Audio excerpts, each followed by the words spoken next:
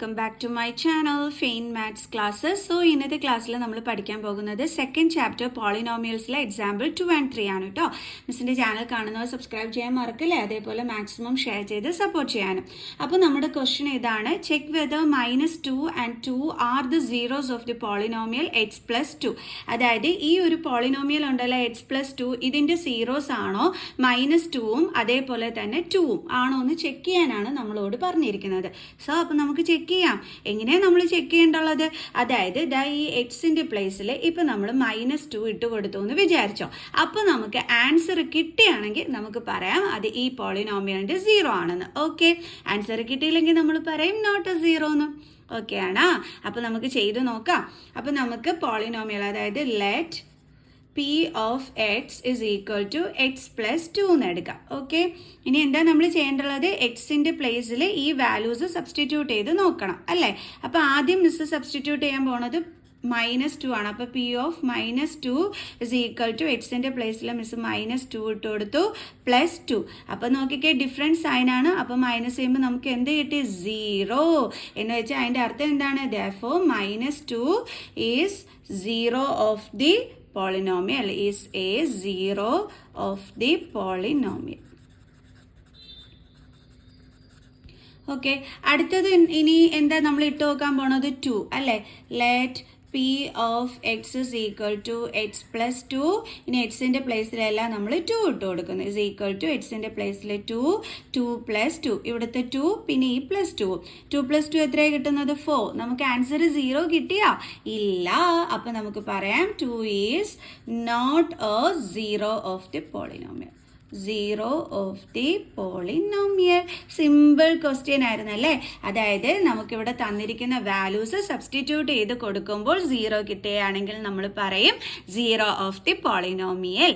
0 കിട്ടിയില്ലെങ്കിൽ നമ്മൾ പറയും it is not 0 of the polynomial. ഓക്കെയാണ് എൻ്റെ മക്കൾസേ. നമുക്ക് അടുത്ത ക്വസ്റ്റ്യൻ പഠിക്കാം. അടുത്ത question: find a 0 of the polynomial P of x is equal to 2x plus 1. നമ്മളടുത്ത് പറഞ്ഞിരിക്കുന്നത് ദേ ഇവിടെ ഒരു പോളിനോമിയൽ തന്നിട്ടുണ്ട്. P of x is equal to 2x plus 1 എന്ന്. അപ്പം ഇതിൻ്റെ 0 കണ്ടുപിടിക്കാൻ, 0 ഓഫ് ദി പോളിനോമിയൽ കണ്ടുപിടിക്കാനാണ് നമ്മളടുത്ത് പറഞ്ഞിരിക്കുന്നത്. അപ്പോൾ 0 ഓഫ് ദി പോളിനോമിയൽ കണ്ടുപിടിക്കാന്ന് വെച്ചാൽ അതുകൊണ്ട് നിങ്ങൾ മനസ്സിലാക്കേണ്ടുള്ളത് എന്താണെന്ന് അറിയാമോ? ഇതിലെ എക്സിൻ്റെ വാല്യൂ കണ്ടുപിടിക്കുക എന്നുള്ളതാണ് നിങ്ങൾ ഈ 0 ഓഫ് ദി പോളിനോമിയൽ കണ്ടുപിടിക്കാൻ പറഞ്ഞാൽ ചെയ്യേണ്ടുള്ളത്. അപ്പോൾ നമ്മൾ അത് എങ്ങനെ ചെയ്യും? ആദ്യം നമ്മൾ എന്ത് ചെയ്യുമെന്ന് അറിയാവോ? നമ്മുടെ പോളിനോമിയൽ, അതായത് P of x ആണ് നമ്മുടെ പോളിനോമിയലിൻ്റെ പേര്. അപ്പോൾ അത് ഈക്വൽ ടു നമ്മൾ എന്തെന്നും പറഞ്ഞെടുക്കും? 0 എന്ന് പറഞ്ഞിട്ട് എടുക്കും.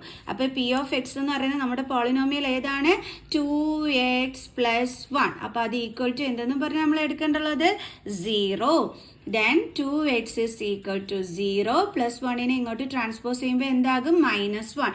എപ്പോഴും ഓർത്തോണം, പ്ലസ് ട്രാൻസ്പോസ് ചെയ്യുമ്പോൾ മൈനസ് ആകും, മൈനസ് പ്ലസ് ആകും, ഇൻറ്റു എന്താകും? ഡിവിഷൻ ആകും, ഡിവിഷൻ എന്താകും? ഇൻറ്റു ആകും. ഇത് മക്കൾസ് ഓർത്ത് വെച്ചേക്കണം, നിങ്ങൾ നേരത്തെ പഠിച്ചിട്ടുള്ളതാണ്. ഓക്കെ ആണേ. ഇനി 2x is equal to 0 minus 1. അപ്പം 1ൽ നിന്ന് 0 കുറയ്ക്കുമ്പോൾ നമുക്ക് 1 എന്ന് കിട്ടും. ബട്ട് ചെറിയ നമ്പറിൽ നിന്നല്ലേ നമ്മൾ കുറച്ചിരിക്കുന്നത്.